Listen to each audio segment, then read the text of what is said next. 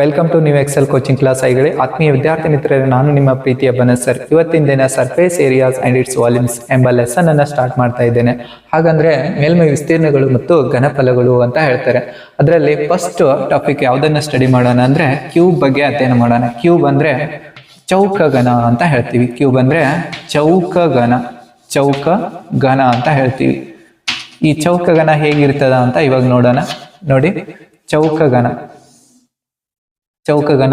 ರಚನೆ ಮಾಡ್ತೀನಿ. ಚೌಕಘನ ರಚನೆ ಮಾಡ್ತಾ ಇದ್ದೇನೆ.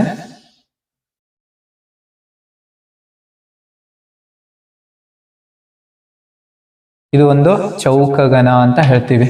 ಈ ಚೌಕಘನ ಏನಾಗಿರ್ತದಂದ್ರ ಉದ್ದ, ಅಗಲ, ಎತ್ತರ ಮೂರೂ ಸಮನಾಗಿರುವ ಘನಾಕೃತಿ ಅಂತ ಕರಿತೀವಿ. ಮೂರು ಸಮನಾಗಿರುವ ಘನಾಕೃತಿಯನ್ನ ಚೌಕಘನ ಅಂತ ಕರಿತೀವಿ. ಉದ್ದ, ಅಗಲ, ಎತ್ತರ. ಓಕೆ, ಇದರಲ್ಲಿ ಯಾವ್ಯಾವ ಸಮ ಆಗಿರ್ತದ ಅಂದ್ರೆ ಉದ್ದ ಈಸ್ ಈಕ್ವಲ್ಸ್ ಅಗಲ ಈಸ್ ಈಕ್ವಲ್ಸ್ ಎತ್ತರ ಈಸ್ ಈಕ್ವಲ್ಸ್ ಎ ಯೂನಿಟ್ ಅಂತ ಹೇಳ್ತೀವಿ. Length, breadth, height are equal to a units. A means any number, a unit ಅಂತ ಹೇಳ್ತೀವಿ. ಓಕೆ, ಈ ಚೌಕಘನದಲ್ಲಿ ಇರ್ತಕ್ಕಂಥ ಅಂಚುಗಳು, ಎಡ್ಜಸ್. ಚೌಕಘನ ಎಷ್ಟು ಎಡ್ಜನ್ನ ಹೊಂದಿರ್ತದ? ಚೌಕಘನವು ಹೊಂದಿರುವ ಅಂಚುಗಳು ಟೋಟಲ್ ಆಗಿ ಚೌಕಘನ 12 ಅಂಚುಗಳನ್ನು ಹೊಂದಿರ್ತದ. ನಾವು ಕೌಂಟ್ ಮಾಡೋಣ. ನೋಡಿ, 1 2 3 4 5 6 7 8 9 10 11 12 ಅಂತ ಹೇಳ್ತೀವಿ. ಟೋಟಲ್ ಆಗಿ ಎಡ್ಜಸ್ ಎಷ್ಟಿರ್ತಾವ ಅಂತಂದ್ರೆ 12 ಎಡ್ಜಸ್ಗಳು ಇರ್ತಾವ. ಚೌಕಘನದಲ್ಲಿರುವ ಅಂಚುಗಳು 12. ಆಮೇಲೆ ಮುಖಗಳು, ಚೌಕಘನವು ಹೊಂದಿರುವ ಮುಖಗಳು. ಚೌಕಘನವು surrounding 4 faces and upper side and lower side 2 ಮುಖಗಳನ್ನು ಹೊಂದಿರ್ತದ. ಟೋಟಲ್ ಆಗಿ 6 ಫೇಸ್ ಅನ್ನ ಹೊಂದಿರ್ತದ ಅಂತ ಹೇಳ್ತೀವಿ. ಹಂಗೆ ನೆಕ್ಸ್ಟ್ ನಾವ್ ಏನ್ ಮಾಡೋಣ ಅಂದ್ರೆ ವರ್ಟೆಕ್ಸ್ ಅಂದ್ರೆ ಶೃಂಗಗಳು. ನೋಡಿ, ಇದು ಒಂದು ಎಡ್ಜಸ್, ಇದು ಕೂಡ ಒಂದು ಎಡ್ಜ್. ಹಂಗಾರೆ ಟೋಟಲ್ ಅಪ್ಪರ್ ಸೈಡ್ 4 ವರ್ಟೆಕ್ಸ್ ಅಂತ ಹೇಳ್ತೀವಿ. Upper side 4, lower side 4, total ಆಗಿ 8 ವರ್ಟೆಕ್ಸ್ ಅಂತ ಹೇಳ್ತೀವಿ. 8 ವರ್ಟೆಕ್ಸ್. ಇವಾಗ ಯೂಲರ್ನ ಅಥವಾ ಐಲರ್ನ ಸೂತ್ರ E+2 ಈಸ್ ಈಕ್ವಲ್ಸ್ F+V ಅನ್ನ ವೆರಿಫೈ ಮಾಡೋಣ. E+2 ಈಸ್ ಈಕ್ವಲ್ಸ್ F+V ಅನ್ನ ವೆರಿಫೈ ಮಾಡೋಣ. ನೋಡಿ, E ಅಂದ್ರೆ 12 + 2 ಅಂದ್ರೆ 14 ಆಗುತ್ತೆ. ಹಂಗೆ F ಅಂದ್ರೆ 6, ವರ್ಟೆಕ್ಸ್ V ಅಂದ್ರೆ 8, 6 + 8 ಈಸ್ ಆಲ್ಸೋ 14 ಅಂತ ಹೇಳ್ತೀವಿ. ಇವಾಗ ನಾವು ಏನ್ ಮಾಡೋಣ ಅಂತಂದ್ರೆ ಚೌಕಘನದ ಮೇಲ್ಮೈ ವಿಸ್ತೀರ್ಣ ಕಂಡುಹಿಡಿಯುವ ಸೂತ್ರ ನೋಡೋಣ. CSA ಆಫ್ ಕ್ಯೂಬ್ ಅಂತ ಹೇಳ್ತೀವಿ. CSA ಆಫ್ ಕ್ಯೂಬ್ ಚೌಕಘನದ ಮೇಲ್ಮೈ ವಿಸ್ತೀರ್ಣ ಅಂದ್ರೆ surrounding 4 faces, each faces having square faces ಅಂತ ಹೇಳ್ತೀವಿ. ಹಾಗಾಗಿ ಚೌಕಘನದ ಮೇಲ್ಮೈ ವಿಸ್ತೀರ್ಣ ಅಂದ್ರೆ ಪಾರ್ಶ್ವ ಮೇಲ್ಮೈ ವಿಸ್ತೀರ್ಣ 4a² ಆಗಿರ್ತದ. ಚೌಕಘನದ ಪಾರ್ಶ್ವ ಮೇಲ್ಮೈ ವಿಸ್ತೀರ್ಣ 4a² ಆಗಿರ್ತದ. ಓಕೆ, ಈಗ ಒಂದು ಚೌಕಘನದ ಅಂಚಿನ ಉದ್ದ 8 ಸೆಂಟಿಮೀಟರ್ ಆಗಿದೆ ಅಂತ ಇಟ್ಕೊಳ್ಳೋಣ. ಅದರ ಪಾರ್ಶ್ವ ಮೇಲ್ಮೈ ವಿಸ್ತೀರ್ಣ ಎಷ್ಟಾಗಿರ್ತದ ಅಂತ ನೋಡಿ. ಪಾರ್ಶ್ವ ಮೇಲ್ಮೈ ವಿಸ್ತೀರ್ಣ 4 × 8² ಅಂತ ಹೇಳ್ತೀವಿ. 4 × 8². ಇಟ್ ಮೀನ್ಸ್ 4 × 8² ಅಂದ್ರೆ 64. 4 × 64 ಅಂದಾಗ 256 ಅಂತ ಹೇಳ್ತೀವಿ. 256 ಸೆಂಟಿಮೀಟರ್ ಸ್ಕ್ವೇರ್. ಚೌಕಘನದ ಪಾರ್ಶ್ವ ಮೇಲ್ಮೈ ವಿಸ್ತೀರ್ಣ 8 ಸೆಂಟಿಮೀಟರ್, ಅಂಚಿನ ಉದ್ದವನ್ನು ಹೊಂದಿರುವ ಚೌಕಘನದ ಪಾರ್ಶ್ವ ಮೇಲ್ಮೈ ವಿಸ್ತೀರ್ಣ 256 ಸೆಂಟಿಮೀಟರ್ ಸ್ಕ್ವೇರ್ ಅಂತ ಹೇಳ್ತೀವಿ. ಓಕೆ, ಈಗ ಪೂರ್ಣ ಮೇಲ್ಮೈ ವಿಸ್ತೀರ್ಣ TSA ಆಫ್ ಕ್ಯೂಬ್ ಎಷ್ಟಾಗುತ್ತೆ ಅಂತ ನೋಡೋಣ. ಇದರದ್ದು ಫಾರ್ಮುಲಾ 6a². ಟೋಟಲ್ ಫೇಸಸ್ ಎಷ್ಟದಾವ ಅಂತಂದ್ರೆ 6 ಫೇಸಸ್ ಅದಾವ. ಈಚ್ ಫೇಸಸ್ ಸ್ಕ್ವೇರ್ ಫೇಸಸ್ ಇರೋದ್ರಿಂದ ಒಂದು ಸ್ಕ್ವೇರ್ನ ವಿಸ್ತೀರ್ಣ ಎಷ್ಟು a² ಆಗಿರ್ತದ. ಹಾಗಾಗಿ ಟೋಟಲ್ ಆಗಿ 6a² ಆಗುತ್ತೆ. ಇವಾಗ ಪೂರ್ಣ ಮೇಲ್ಮೈ ವಿಸ್ತೀರ್ಣ 8 ಸೆಂಟಿಮೀಟರ್ ಅಂಚಿನ ಉದ್ದವನ್ನು ಹೊಂದಿರುವ ಒಂದು ಚೌಕಘನದ ಪೂರ್ಣ ಮೇಲ್ಮೈ ವಿಸ್ತೀರ್ಣವನ್ನು ಕಂಡುಹಿಡಿಯೋಣ.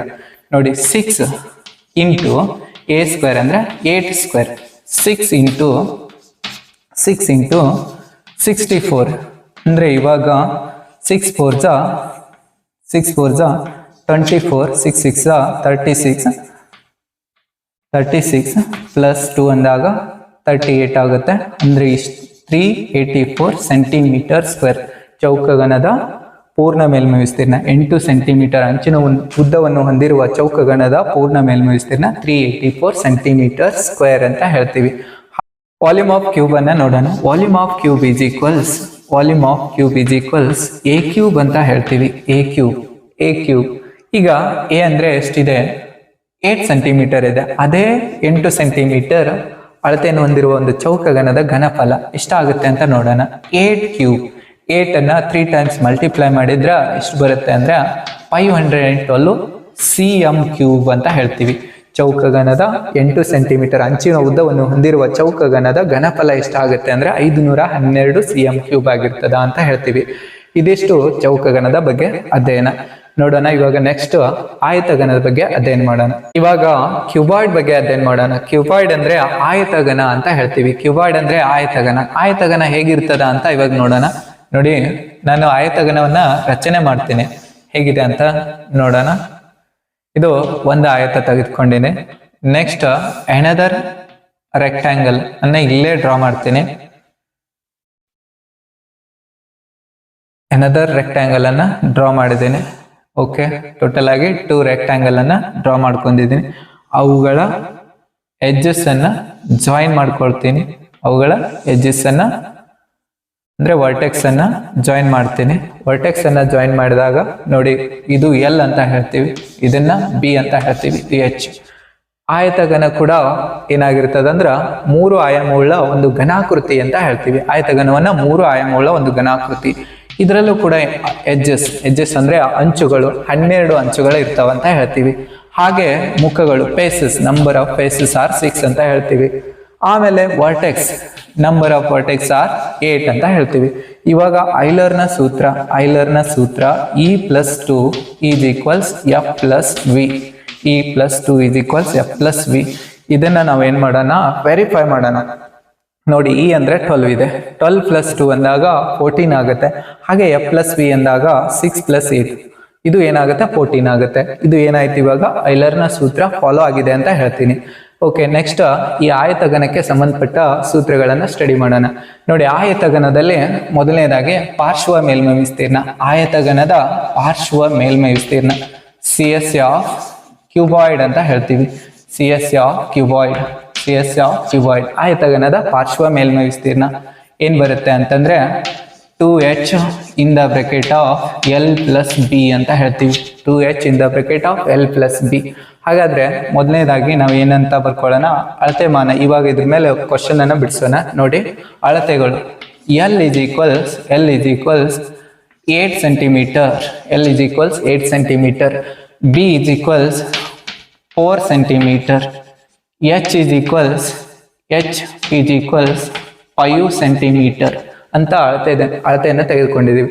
ನೋಡಿ, 8 ಸೆಂಟಿಮೀಟರ್ ಉದ್ದ, 4 ಸೆಂಟಿಮೀಟರ್ ಅಗಲ, 5 ಸೆಂಟಿಮೀಟರ್ ಎತ್ತರವನ್ನು ಹೊಂದಿರುವ ಒಂದು ಆಯತಗಣದ ಪಾರ್ಶ್ವ ಮೇಲ್ಮೈ ವಿಸ್ತೀರ್ಣ ಎಷ್ಟಾಗುತ್ತೆ ಅಂತ ಕಂಡುಹಿಡಿಯೋಣ. ಓಕೆ, ಇವಾಗ 2 × 5 ಇನ್ ದ ಬ್ರಾಕೆಟ್ ಆಫ್ 8 + 4 ಅಂತ ಹೇಳ್ತೀವಿ. 8 + 4 2 in the bracket of 8 2 × 5 in the bracket of 8 + 4 ಅಂತ ಹೇಳ್ತೀವಿ. ಓಕೆ, 2 × 5 ಅಂದ್ರೆ 10 ಆಗುತ್ತೆ. 2 × 5 ಅಂದ್ರೆ 10 ಆಗುತ್ತೆ. 8 + 4 ಅಂದ್ರೆ 12 ಆಗುತ್ತೆ. ಓಕೆ, 10 × 12 ಅಂದಾಗ 120 ಸೆಂಟಿಮೀಟರ್ ಸ್ಕ್ವೇರ್. ನೋಡಿ, 8 ಸೆಂಟಿಮೀಟರ್ ಉದ್ದವನ್ನು ಹೊಂದಿರುವ, 4 ಸೆಂಟಿಮೀಟರ್ ಅಗಲವನ್ನು ಹೊಂದಿರುವ ಮತ್ತು 5 ಸೆಂಟಿಮೀಟರ್ ಎತ್ತರವನ್ನು ಹೊಂದಿರುವ ಒಂದು ಆಯತಗಣದ ಪಾರ್ಶ್ವ ಮೇಲ್ಮೈ ವಿಸ್ತೀರ್ಣ 120 cm² ಅಂತ ಹೇಳ್ತೀವಿ. ಅದೇ ತರ ನಾವು ಪೂರ್ಣ ಮೇಲ್ಮೈ ವಿಸ್ತೀರ್ಣ ಕಂಡುಹಿಡಿಯೋಣ. TSA ಆಫ್ ಕ್ಯೂಬಾಯ್ಡ್ ಅಂದ್ರೆ ಸೂತ್ರ ಏನಿದೆ ಅಂತ ನೋಡ್ಕೊಳ್ಳಿ. TSA of cuboid is equals 2 in the bracket of LB + LH + BH ಅಂತ ಹೇಳ್ತೀವಿ. ಇದು ಆಯತಗಣದ ಪೂರ್ಣ ಮೇಲ್ಮೈ ವಿಸ್ತೀರ್ಣ. ಈ ಆಯತಗಣದ ಪೂರ್ಣ ಮೇಲ್ಮೈ ವಿಸ್ತೀರ್ಣದಲ್ಲಿ L, B ಮತ್ತು H ಗಳ ಬೆಲೆಯನ್ನು ತುಂಬೋಣ. L ಅಂದ್ರೆ ಎಷ್ಟಿದೆ ಅಂತಂದ್ರೆ 8 ಸೆಂಟಿಮೀಟರ್. 8, B ಅಂದ್ರೆ 4 ಸೆಂಟಿಮೀಟರ್. ಎಲ್ ಅಂದರೆ 8 ಸೆಂಟಿಮೀಟರ್, ಎಚ್ ಅಂದರೆ 5 ಸೆಂಟಿಮೀಟರ್, ಪ್ಲಸ್ ಬಿ ಅಂದರೆ 4 ಸೆಂಟಿಮೀಟರ್, ಎಚ್ ಅಂದರೆ 5 ಸೆಂಟಿಮೀಟರ್ ಅಂತ ಹೇಳ್ತೀವಿ. ಓಕೆ, ಇವಾಗ 2 ಇನ್ the bracket of 8 4s 32, 8 4s 32, 8 5s 40, 8 5s 40, 4 5s 20, 4 5s 20. ಇವಾಗ ಆ್ಯಡ್ ಮಾಡ್ಕೊಳ್ಳೋಣ. ಆ್ಯಡ್ ಮಾಡಿದ್ರೆ ಎಷ್ಟು ಬರ್ತದೆ ನೋಡಿ, 32 ಪ್ಲಸ್ 40 ಅಂದರೆ 72 ಆಗುತ್ತೆ. 72 ಪ್ಲಸ್ 20 ಅಂದಾಗ 92 ಆಗುತ್ತೆ. 92. ಇವಾಗ ಇದನ್ನು ಮಲ್ಟಿಪ್ಲೈ ಮಾಡೋಣ. ಮಲ್ಟಿಪ್ಲೈ ಮಾಡಿದ್ರೆ 184 ಸೆಂಟಿಮೀಟರ್ ಸ್ಕ್ವೇರ್. ನೋಡಿ, 8 ಸೆಂಟಿಮೀಟರ್ ಉದ್ದ, 4 ಸೆಂಟಿಮೀಟರ್ ಅಗಲ, 5 ಸೆಂಟಿಮೀಟರ್ ಎತ್ತರವನ್ನು ಹೊಂದಿರುವ ಒಂದು ಆಯತಘನದ ಪೂರ್ಣ ಮೇಲ್ಮೈ ವಿಸ್ತೀರ್ಣ 184 ಸೆಂಟಿಮೀಟರ್ ಸ್ಕ್ವೇರ್ ಅಂತ ಅರ್ಥ. ಓಕೆ, ಈಗ ಆಯತಘನದ ಘನಫಲ volume of cuboid, volume of cuboid ಅಂತ ಹೇಳ್ತೀವಿ. ವಾಲ್ಯೂಮ್ ಆಫ್ ಕ್ಯೂಬಾಯ್ಡ್ ಆಯತಘನದ ಘನಫಲ ಇದು ಏನಾಗಿರ್ತದೆ ಅಂದ್ರೆ l into b into h ಅಂತ ಹೇಳ್ತೀವಿ. L into b into h. ಎಲ್ ಅಂದ್ರೆ ಇವಾಗ ನಾವು ಎಷ್ಟು ತಗೊಂಡಿದೀವಪ್ಪ ಅಂತಂದ್ರೆ 8 ಸೆಂಟಿಮೀಟರ್. ನೋಡಿ, ಎಲ್ ಅಂದ್ರೆ 8, ಬಿ ಅಂದ್ರೆ 4, ಎಚ್ ಅಂದ್ರೆ 5 ಅಂತ ತಗೊಂಡಿದೀವಿ. ಇವಾಗ ಮಲ್ಟಿಪ್ಲೈ ಮಾಡೋಣ. 8 4s 32, 32 5s 160, 32 5s 160 cm cube ಅಂತ ಹೇಳ್ತೀವಿ. 32 5s 160 cm ಕ್ಯೂಬ್ ಅಂತ ಹೇಳ್ತೀವಿ. ಓಕೆ, ಇದು 8 ಸೆಂಟಿಮೀಟರ್ ಉದ್ದ, 4 ಸೆಂಟಿಮೀಟರ್ ಅಗಲ ಮತ್ತು 5 ಸೆಂಟಿಮೀಟರ್ ಎತ್ತರವನ್ನು ಹೊಂದಿರುವ ಆಯತಘನದ ಘನಫಲ 160 cm ಕ್ಯೂಬ್ ಆಗಿರ್ತದ ಅಂತ ಅರ್ಥ. ಇದೆಷ್ಟು ಆಯತಘನದ ಸೂತ್ರ. ಸಿಲಿಂಡರ್ ಅಂದ್ರೆ ನಾವು ಏನಂತ ಕರಿತೀವಿ ಅಂದ್ರೆ ಸ್ತಂಭಾಕೃತಿ ಅಂತ ಕರಿತೀವಿ. ಈ ಸ್ತಂಭಾಕೃತಿಯನ್ನ ರಚನೆ ಮಾಡ್ತೀನಿ ಇವಾಗ ನೋಡಿ. ಸ್ತಂಭಾಕೃತಿ ಏನನ್ನ ಹೊಂದಿರ್ತದ ಅಂದ್ರ 2 ವೃತ್ತ ಪಾದಗಳನ್ನು ಹೊಂದಿರ್ತದ. ಸ್ತಂಭಾಕೃತಿ ಅನ್ನೋದು 2 ವೃತ್ತ ಪಾದಗಳನ್ನು ಹೊಂದಿರ್ತದ. ಈ ಸ್ತಂಭಾಕೃತಿಯನ್ನ ಪಡಿಬೇಕಾದ್ರ ನಾವೊಂದು ರೆಕ್ಟಾಂಗ್ಯುಲರ್ ಪ್ಲೇನ್ ಸೀಟ್ ಅನ್ನ ಫೋಲ್ಡ್ ಮಾಡಿದ್ರ ಸ್ತಂಭಾಕೃತಿ ಉಂಟಾಗುತ್ತೆ ಅಂತ ಹೇಳ್ತೀವಿ. ನೋಡಿ, ಇಲ್ಲಿಂದ ಇಲ್ಲಿವರೆಗೆ ಇದು ಎಚ್ ಅಂತ ಕರೆದ್ರೆ ಇದರ ಮಧ್ಯದ ಭಾಗದಿಂದ ಎಡ್ಜಸ್ ವರೆಗೆ ಇರ್ತಕ್ಕಂಥದ್ದು ಆರ್ ಅಂತ ಹೇಳ್ತೀವಿ. ಓಕೆ, ಫಸ್ಟಿಗೆ ಈ ಸ್ತಂಭಾಕೃತಿ ಎಷ್ಟು ಎಡ್ಜ್ಗಳನ್ನ ಹೊಂದಿರ್ತದ ಅಂತ ನೋಡಿ. ಸ್ತಂಭಾಕೃತಿ upper side and lower side. This one lower side, this is upper side ಅಂತ ಹೇಳ್ತೀವಿ. ಟೋಟಲಿ 2 ಎಡ್ಜಸ್ ಅನ್ನ ಹೊಂದಿರ್ತದ. ಟೋಟಲಿ 2 ಎಡ್ಜಸ್ ಅಂಡ್ ಫೇಸಸ್ ಎಷ್ಟಿರ್ತಾವ ಅಂತಂದ್ರ 3 ಫೇಸಸ್, ಮುಖಗಳು 3. ಆಮೇಲೆ ವರ್ಟೆಕ್ಸ್, ಶೃಂಗಗಳು ಎಷ್ಟಿರ್ತದ ಅಂದ್ರೆ 1 ಇರ್ತದ. ಇವಾಗ ಐಲರ್ನ ಸೂತ್ರವನ್ನ ತಾಳೆ ನೋಡೋಣ. ಐಲರ್ನ ಸೂತ್ರ E+2 = F+V ಅಂತ ಹೇಳ್ತೀವಿ. E+2 = F+V. ಇದು ಐಲರ್ನ ಸೂತ್ರ ಅಂತ ಕರೀತಾರೆ. ನೋಡಿ, ಇವಾಗ E ಅಂದ್ರೆ 2, 2 + 2 ಅಂದ್ರೆ 4 ಆಗುತ್ತೆ ಎಡಭಾಗ. ಹಾಗೆ ಬಲಭಾಗ ಚೆಕ್ ಮಾಡೋಣ. F+V ಅಂದಾಗ 3 + 1 ಅದು ಕೂಡ 4 ಆಗುತ್ತೆ. ಹಾಗಾದ್ರೆ ಇದು ನಾವು ಹೇಳಿದ್ದು ಕರೆಕ್ಟ್ ಇದೆ ಅಥವಾ ಐಲರ್ನ ಸೂತ್ರ ಕರೆಕ್ಟ್ ಇದೆ ಅಂತ ಹೇಳ್ಬೋದು. ಓಕೆ, ಈಗ ಈ ಸಿಲಿಂಡರ್ಗೆ ಸಂಬಂಧಪಟ್ಟ ಸೂತ್ರಗಳನ್ನ ಸ್ಟಡಿ ಮಾಡೋಣ. ಸಿಲಿಂಡರ್ಗೆ ಸಂಬಂಧಪಟ್ಟ ಸೂತ್ರಗಳಲ್ಲಿ ಮೊದಲನೇದು ಯಾವ್ದಪ್ಪ ಅಂತಂದ್ರೆ CSA ಆಫ್ ಸಿಲಿಂಡರ್ ಅಂತ ಕರಿತೀವಿ. CSA ಆಫ್ ಸಿಲಿಂಡರ್ ಅಂತ ಹೇಳ್ತೀವಿ. ಸಿಲಿಂಡರ್ನ ಪಾರ್ಶ್ವ ಮೇಲ್ಮೈ ವಿಸ್ತೀರ್ಣ 2πRh ಅಂತ ಹೇಳ್ತೀವಿ. ಸಿಲಿಂಡರ್ನ ಪಾರ್ಶ್ವ ಮೇಲ್ಮೈ ವಿಸ್ತೀರ್ಣ 2πRh. ಈಗ ಈ ಸೂತ್ರವನ್ನ ಹೇಗೆ ಬಳಸೋದಂತ ನೋಡ್ಕೊಳ್ಳಿ. ನೋಡಿ, ಒಂದು ವೇಳೆ ಆರ್ ಬೆಲೆ 7 ಆಗಿದ್ರ, ಆರ್ ಬೆಲೆ 7 ಸೆಂಟಿಮೀಟರ್, ಎಚ್ ಬೆಲೆ 8 ಸೆಂಟಿಮೀಟರ್ ಆಗಿದ್ರೆ ನಮ್ಗ ಆ ಸಿಲಿಂಡರ್ ಆಕೃತಿಯ ಮೇಲ್ಮೈ ವಿಸ್ತೀರ್ಣ ಎಷ್ಟಾಗುತ್ತೆ ಅಂತ ಕಂಡಿಡೋಣ. ಮೇಲ್ಮೈ ವಿಸ್ತೀರ್ಣ ನೋಡಿ, CSA ಅಥವಾ ಮೇಲ್ಮೈ ವಿಸ್ತೀರ್ಣ ಎಷ್ಟಾಗುತ್ತೆ ಅಂತಂದ್ರ 2πRh ಅಂತ ಬರ್ಕೊಳ್ಳೋಣ ಸೂತ್ರ. 2 × 5 ಬೆಲೆ ಅಂದ್ರೆ ಎಷ್ಟಿದೆ ಅಂತಂದ್ರೆ 22 / 7. 5 means it is a constant ಅಂತ ಹೇಳ್ತೀವಿ. ಓಕೆ, ಆರ್ ಅಂದ್ರೆ 7 ಇದೆ, ಎಚ್ ಅಂದ್ರೆ 8 ಇದೆ. ಇವಾಗ 7 1s 7 ಅಂತ ಕ್ಯಾನ್ಸಲ್ ಹಾಕಿದೀವಿ. ಓಕೆ, ನೆಕ್ಸ್ಟ್ ಮಲ್ಟಿಪ್ಲೈ ಮಾಡೋಣ. 22 2s 44 ಅಂತ ಹೇಳ್ತೀವಿ. 44. ಆಮೇಲೆ ಅದನ್ನ 8 ನಿಂದ ಮಲ್ಟಿಪ್ಲೈ ಮಾಡೋಣ. ಇವಾಗ 8 4s 32.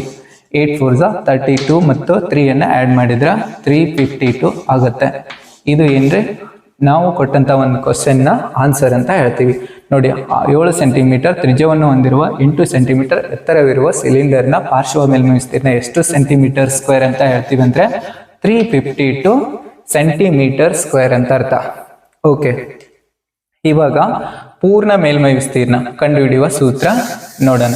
ಪೂರ್ಣ ಮೇಲ್ಮೈ ವಿಸ್ತೀರ್ಣ ಕಂಡುಹಿಡಿಯುವ ಸೂತ್ರ, ಪೂರ್ಣ ಮೇಲ್ಮೈ ವಿಸ್ತೀರ್ಣ ಕಂಡುಹಿಡಿಯುವ ಸೂತ್ರ ಯಾವ್ದಪ್ಪ ಅಂತಂದ್ರೆ ಅದನ್ನೇ ನಾವು ಟೋಟಲ್ ಸರ್ಫೇಸ್ ಏರಿಯಾ ಅಂತ ಕರಿತೀವಿ. T S A of cylinder ಅಂತ ಹೇಳ್ತೀವಿ. T S A of cylinder, T S A of cylinder is equals 2πr in the bracket of r plus h ಅಂತ ಹೇಳ್ತೀವಿ. 2πr in the bracket of r plus h ಅಂತ ಹೇಳ್ತೀವಿ. ಇದ್ರ ಮೇಲೆ ಒಂದು problem ಅನ್ನ ಬಿಡಿಸೋಣ.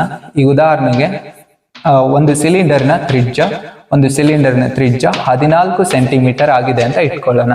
ಒಂದು ಸಿಲಿಂಡರ್ನ ತ್ರಿಜ್ಯ 14 ಸೆಂಟಿಮೀಟರ್ ಮತ್ತು ಅದರ ಎತ್ತರ 10 ಸೆಂಟಿಮೀಟರ್ ಆದ್ರೆ ಅದರ ಪೂರ್ಣ ಮೇಲ್ಮೈ ವಿಸ್ತೀರ್ಣ ಕಂಡುಹಿಡಿಯಿರಿ ಅಂತ ಕ್ವಶನ್ ಇದೆ ಅಂತ ಇಟ್ಕೊಳ್ಳೋಣ. ನೋಡೋಣ ಇವಾಗ ಪೂರ್ಣ ಮೇಲ್ಮೈ ವಿಸ್ತೀರ್ಣನ ಕಂಡುಹಿಡಿಯೋಣ. ಸಿಲಿಂಡರ್ನ ಪೂರ್ಣ ಮೇಲ್ಮೈ ವಿಸ್ತೀರ್ಣ ಕಂಡುಹಿಡಿಯೋ ಸೂತ್ರ T S A of cylinder 2πr in the bracket of r plus h. ಇದು ಫಾರ್ಮುಲಾ. ಇವಾಗ ಬೆಲೆಯನ್ನ ಸಬ್ಸ್ಟಿಟ್ಯೂಟ್ ಮಾಡ್ಕೊಳ್ಳೋಣ. 2 ಇಂಟು ಪೈ ಬೆಲೆ 22 ಡಿವೈಡೆಡ್ ಬೈ 7, ಆರ್ ಬೆಲೆ 14 ಇನ್ ದ ಬ್ರಾಕೆಟ್ ಆಫ್ 14 ಪ್ಲಸ್ 10 ಅಂತ ಹೇಳ್ತೀವಿ. ಓಕೆ, 7 1 7 2 ಅಂತ ಹೇಳ್ತೀವಿ. ಇವಾಗ ಮಲ್ಟಿಪ್ಲೈ ಮಾಡೋಣ. 2 22 44 44 2 88 ಅಂತ ಹೇಳ್ತೀವಿ. ಹಾಗೆ 14 ಪ್ಲಸ್ 10 ಅಂದ್ರೆ 24 ಅಂತ ಹೇಳ್ತೀವಿ. ಇವಾಗ 24 8 192, 24 8 192, 192ಗೆ 19 ಅನ್ನ ಆ್ಯಡ್ ಮಾಡ್ಕೊಳ್ಳೋಣ. 19 ಆ್ಯಡ್ ಮಾಡೋಣ. ಎಷ್ಟಾಗುತ್ತೆ ಅಂತಂದ್ರೆ 211 ಅಂದ್ರೆ 2112 ಸೆಂಟಿಮೀಟರ್ ಸ್ಕ್ವೇರ್ ಅಂತ ಹೇಳ್ತೀವಿ. 2112 ಸೆಂಟಿಮೀಟರ್ ಸ್ಕ್ವೇರ್ ಅಂತ ಹೇಳ್ತೀವಿ. ಇದು 14 ಸೆಂಟಿಮೀಟರ್ ತ್ರಿಜ್ಯವನ್ನು ಹೊಂದಿರುವ ಮತ್ತು 10 ಸೆಂಟಿಮೀಟರ್ ಎತ್ತರವಾಗಿರುವ ಒಂದು ಸಿಲಿಂಡರ್ನ ಪೂರ್ಣ ಮೇಲ್ಮೈ ವಿಸ್ತೀರ್ಣ ಅಂತ ಹೇಳ್ತೀವಿ. ಇವಾಗ ಅದೇ ಸಿಲಿಂಡರ್ನ ಘನಫಲ ಕಂಡಿಡೋಣ. ಓಕೆ, ಸಿಲಿಂಡರ್ನ ಘನಫಲ ಅಂದಾಗ VCY ವಾಲ್ಯೂಮ್ ಆಫ್ ಸಿಲಿಂಡರ್ ಅಂತ ಹೇಳ್ತೀವಿ. ಸಿಲಿಂಡರ್ನ ಘನಫಲ πr²h ಅಂತ ಹೇಳ್ತೀವಿ. ಸಿಲಿಂಡರ್ನ ಘನಫಲ πr²h ಅಂತ ಹೇಳ್ತೀವಿ. ಓಕೆ, ವ್ಯಾಲ್ಯೂನ ಸಬ್ಸ್ಟಿಟ್ಯೂಟ್ ಮಾಡ್ಕೊಳ್ಳೋಣ. Pi value 22 divided by 7, r value 14² means 14 into 14 ಅಂತ ಬರ್ಕೊಳ್ಳೋಣ. ನೆಕ್ಸ್ಟ್ ಎಚ್ ವ್ಯಾಲ್ಯೂ ಈಸ್ 10 ಅಂತ ಹೇಳ್ತೀವಿ. ಅದೇ ಸಿಲಿಂಡರ್ನ ಘನಫಲ ಕಂಡಿಡೋಣ. ಓಕೆ, ಇಲ್ಲಿ 7 1 7 2 ಅಂತ ಕ್ಯಾನ್ಸಲ್ ಆಗ್ತೀವಿ. ಓಕೆ, ನೆಕ್ಸ್ಟ್ 22 2 44, 22 2 44, 14 10 140 ಅಂತ ಹೇಳ್ತೀವಿ. ಓಕೆ, ಇವಾಗ 14 4 56 ಅಂತ ಹೇಳ್ತೀವಿ. 14 4 56 ಪ್ಲಸ್ 5 ಅಂದ್ರೆ 661 ಅಂತ ಹೇಳ್ತೀವಿ. 6160 cm³ ಅಂತ ಅರ್ಥ. cm³. ಇದು ಸಿಲಿಂಡರ್ನ ಘನಫಲ 6160 cm³ ಅಂತ ಹೇಳ್ತೀವಿ. ಓಕೆ, ಕೋನದ ಬಗ್ಗೆ ಅಧ್ಯಯನ ಮಾಡೋಣ. ಕೋನ ಅಂದ್ರೆ ಶಂಕು ಅಂತ ಕರಿತೀವಿ. ಕೋನ ಅಂದ್ರೆ ನಾವ್ ಏನಂತ ಕರಿತೀವಿ ಅಂದ್ರೆ ಶಂಕು ಅಂತ ಕರಿತೀವಿ. ಈಗ ಆ ಶಂಕು ಯಾವ ಆಕಾರದಲ್ಲಿ ಇರ್ತದ ಅಂತ ನೋಡೋಣ. ಓಕೆ, ಈ ಸೇಫಲ್ಲಿ ಇದು ಇರ್ತಕ್ಕಂಥ ಆಕೃತಿಗಳನ್ನ ನಾವು ಕೋನಾಕೃತಿ ಅಂತ ಕರಿತೀವಿ. ಈ ಆಕೃತಿಗಳನ್ನ ಕೋನಾಕೃತಿ ಅಂತ ಕರಿತೀವಿ. ಅಂದ್ರೆ ಶಂಕುವಿನ ಆಕೃತಿ ಅಂತ ಅರ್ಥ.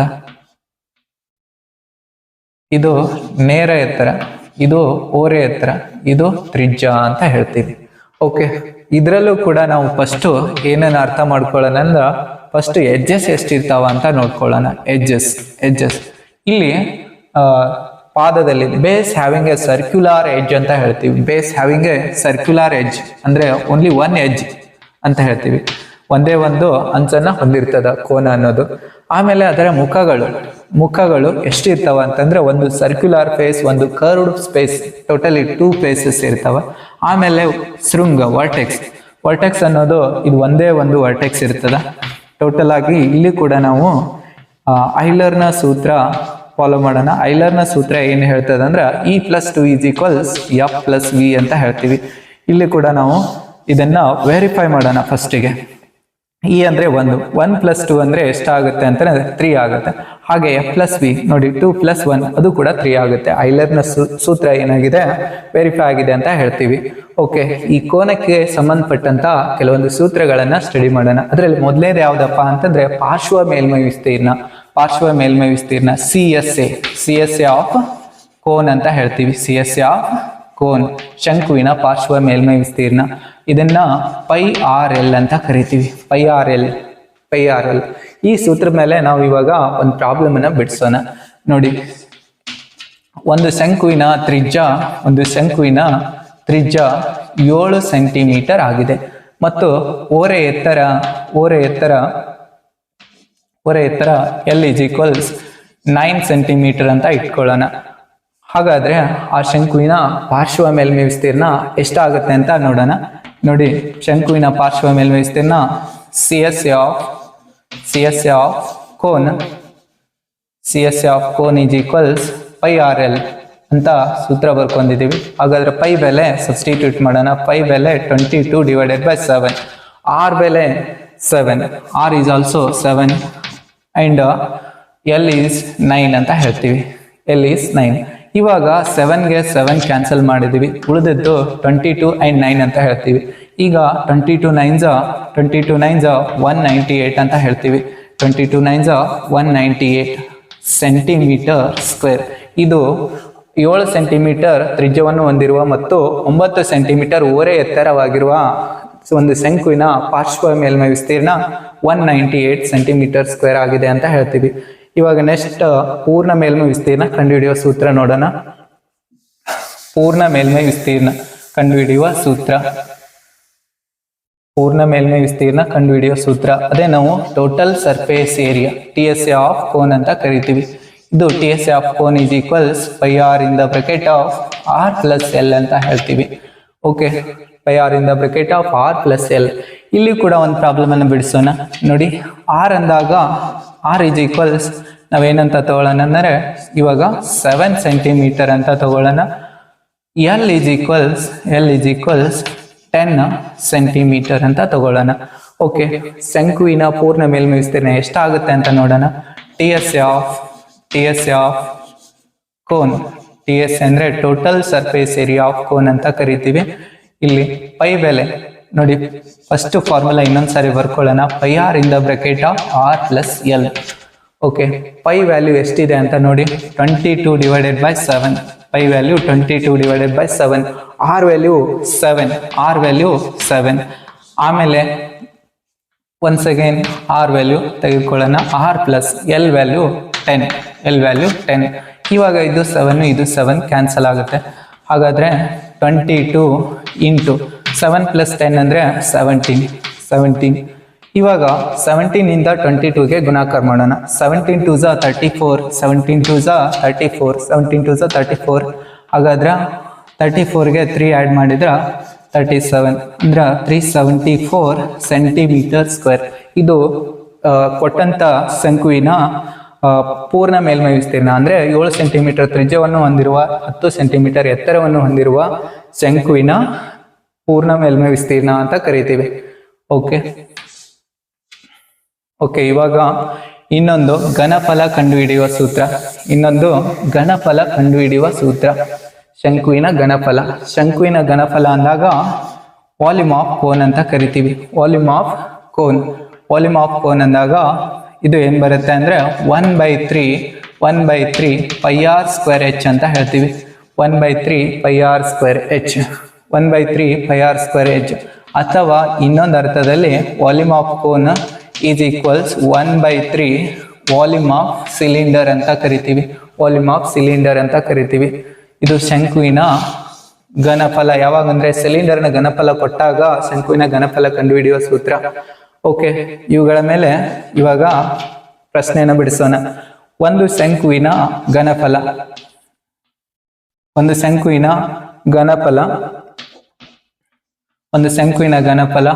cm³ ಆಗಿದೆ. ಹಾಗಾದ್ರೆ ಸಿಲಿಂಡರ್ನ ಘನಫಲ ಕಂಡು ಹಿಡಿಯಿರಿ ಅಂತ ಕ್ವಶನ್ ಕೇಳಿದ್ರೆ ಹೇಗ್ ಮಾಡೋದಂತ ನೋಡಿ. ಒಂದು ಶಂಕುವಿನ ಘನಫಲ 100 cm³ ಆಗಿದೆ, ಸಿಲಿಂಡರ್ನ ಘನಫಲ ಕಂಡು ಹಿಡಿಯಿರಿ ಅಂತ ಪ್ರಶ್ನೆ ಕೇಳಿದ್ದಾರೆ ಅಂತ ಇಟ್ಕೊಳ್ಳಿ. ಅವಾಗ ನಾವು ಯಾವ ಸೂತ್ರ ಯೂಸ್ ಮಾಡೋಣ? ಈ second one, volume of cone is equals 1/3 into volume of cylinder ಅಂತ ಹೇಳ್ತೀವಿ. ಆ ಸೂತ್ರ ಯೂಸ್ ಮಾಡ್ಕೊಳ್ಳೋಣ. ನೋಡಿ, volume of cylinder is equals 1/3 into volume of cylinder ಅಂತ ಹೇಳ್ತೀವಿ. Okay, volume of cone is given 100 is equals 1/3 into volume of cylinder ಅಂತ ಹೇಳ್ತಾರೆ. ಇದನ್ನೇ ನಾನು ಸಿಂಪ್ಲಿಫೈ ಮಾಡಿದ್ರೆ ಏನಾಗುತ್ತೆ ಅಂತ ನೋಡಿ. ಈ 3 ಇದ್ದದ್ದು ಆ ಕಡೆ ಡಿವೈಡ್ ಇದ್ದದ್ದು ಲೆಫ್ಟಿಗೆ ಬಂದ್ರೆ ಗುಣಾಕಾರ ಆಗುತ್ತೆ. That means 100 into 3 is equals volume of cylinder ಅಂತ ಹೇಳ್ತೀವಿ. Volume of cylinder.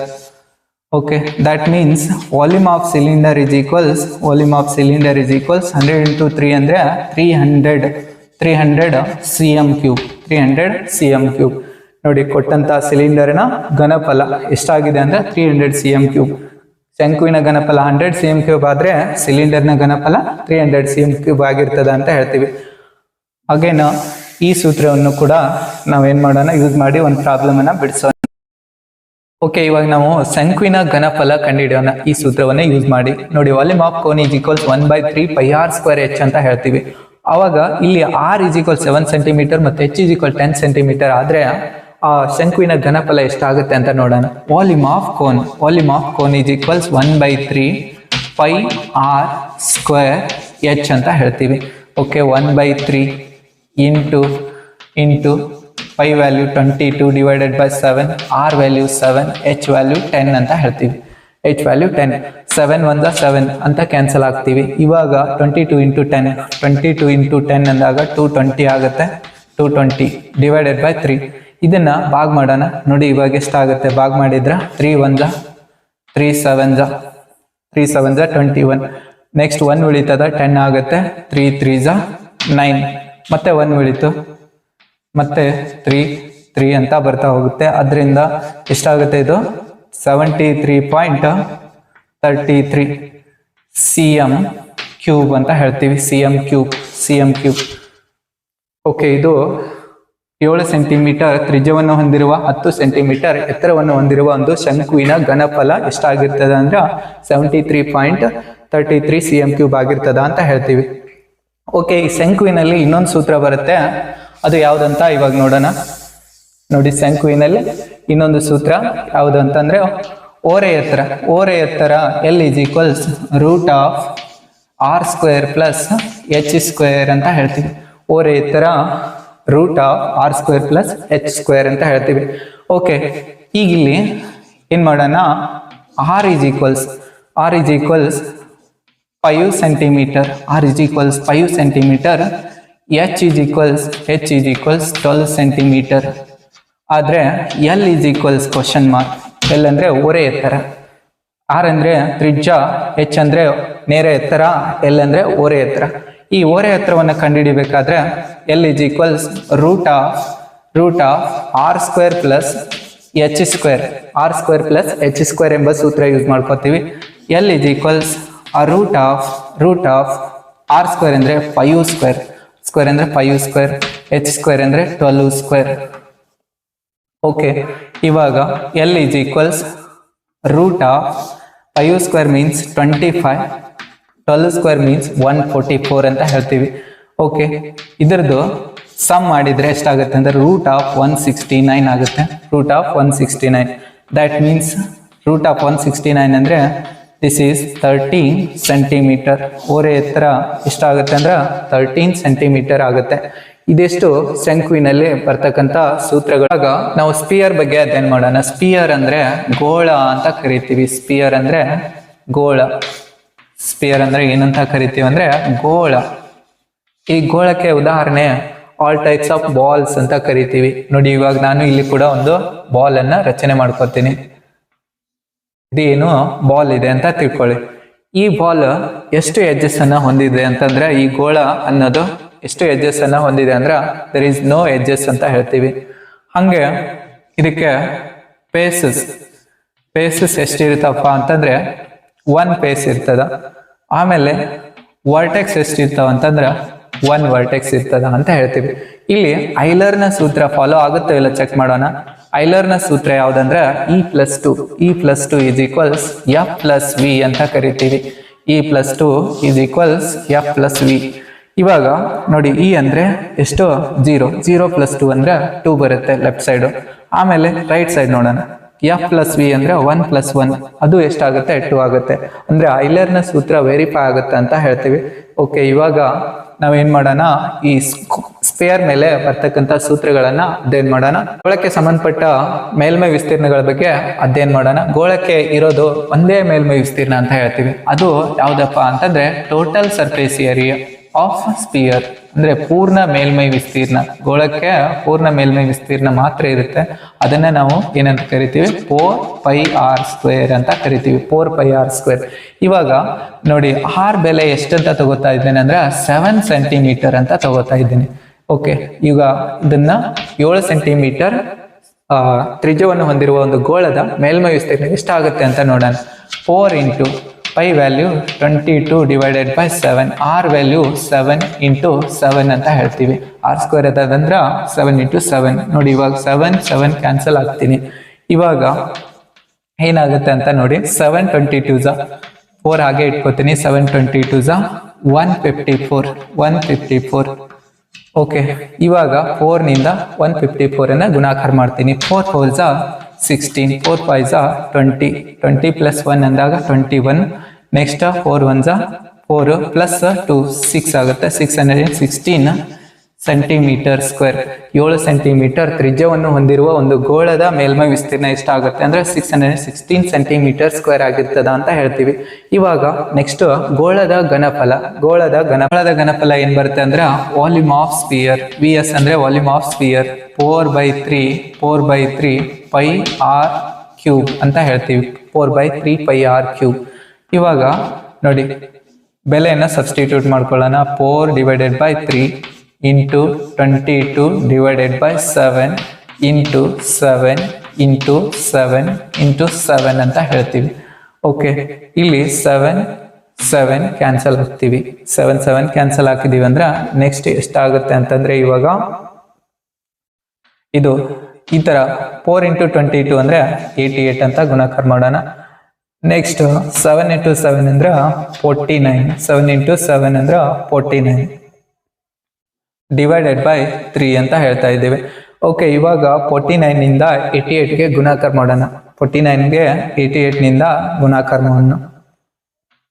ಓಕೆ, ಎಷ್ಟಾಗುತ್ತೆ ಅಂತಂದ್ರೆ ನೋಡಿ 49 8 392 ಅಂತ ಹೇಳ್ತೀವಿ. 49 8 392. 49 8 392. ಹಾಗೆ ಮತ್ತೆ 49 8 392 ಅಂದ್ರೆ 39 ಅನ್ನ ಆಡ್ ಮಾಡ್ಕೊಳ್ಳೋಣ. 39 ಅನ್ನ 392ಗೆ ಆಡ್ ಮಾಡಿದ್ರ 431 ಆಗುತ್ತೆ. ಅಂದ್ರೆ 4312 / 3. 4312 / 3. ಹಂಗಾದ್ರೆ ಇವಾಗ 3ರಿಂದ ಭಾಗಿಸೋಣ. 3 1 3 ಅಂದ್ರೆ 3 1 3 ಆಯ್ತು. 1 ಕ್ಯಾರಿ ಉಳಿತದ 13 ಆಗುತ್ತೆ. 3 4 12 ಆಗುತ್ತೆ. ಮತ್ತೆ 1 ಕ್ಯಾರಿ ಉಳಿತದ 11 ಆಗುತ್ತೆ. 3 3 9 ಆಗುತ್ತೆ. ಮತ್ತೆ 2 ಕ್ಯಾರಿ ಉಳಿತದ 22 ಆಗುತ್ತೆ. 3 7 21 ಆಗುತ್ತೆ. ಹಾಗಾದ್ರೆ ಮತ್ತೆ 1 ಕ್ಯಾರಿ ಉಳಿತು 3 ಅಂದ್ರೆ ಇದರ ಅರ್ಥ 1437.33 cm³ ಅಂತ ಹೇಳ್ತೀವಿ.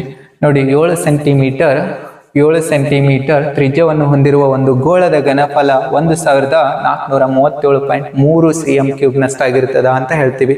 ಇದಿಷ್ಟು ಗೋಳದ ಬಗ್ಗೆ ಅಧ್ಯಯನ ಅಂತ ಹೇಳ್ತಾ ನೆಕ್ಸ್ಟ್ ಅರ್ಧ ಗೋಳವನ್ನ ಅಧ್ಯಯನ ಮಾಡೋಣ.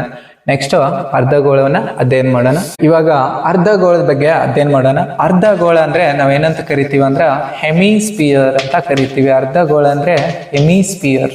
ಅರ್ಧಗೋಳ ಅಂದ್ರೆ ಹೆಮಿಸ್ಪಿಯರ್ ಅಂತ ಕರಿತೀವಿ. ಅರ್ಧಗೋಳ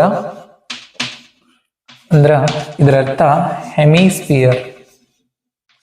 ಓಕೆ, ಇದು ಯಾವ ಶೇಪ್ ಅಲ್ಲಿ ಇರ್ತದ ಅಂತ ನೋಡಿ.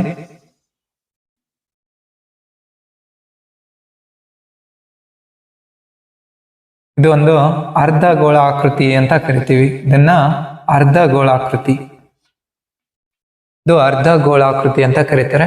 ಇಲ್ಲಿ ಒಂದು ವೃತ್ತಾಕಾರದ ಪಾದವನ್ನು ಹೊಂದಿರ್ತದ ಮತ್ತೆ ಕರ್ವ್ಡ್ ಸರ್ಫೇಸ್ ಅನ್ನ ಹೊಂದಿರ್ತದ. ಇದಕ್ಕೂ ಕೂಡ ಎಷ್ಟು ಎಡ್ಜಸ್ ಇರ್ತದ ಅಂತ ನೋಡೋಣ. ಇಲ್ಲಿ ಎಡ್ಜಸ್ 1 ಇರ್ತದ. ಎಡ್ಜ್ ಎಷ್ಟು ಇರ್ತದ ಅಂತಂದ್ರೆ 1 ಇರ್ತದ.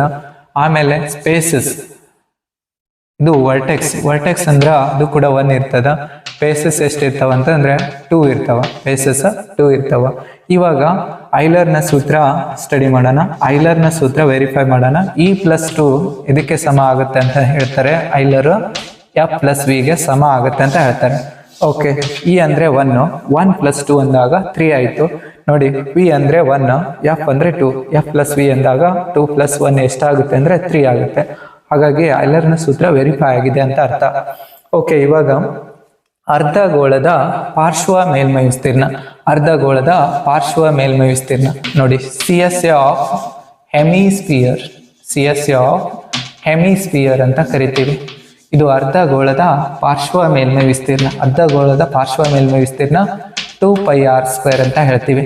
ಓಕೆ, ಇವಾಗ ಇಲ್ಲಿ ಕೂಡ ನಾವು ಏನ್ ಮಾಡೋಣ, R = 7 ಸೆಂಟಿಮೀಟರ್ ಅಂತ ತಗೊಳ್ಳೋಣ.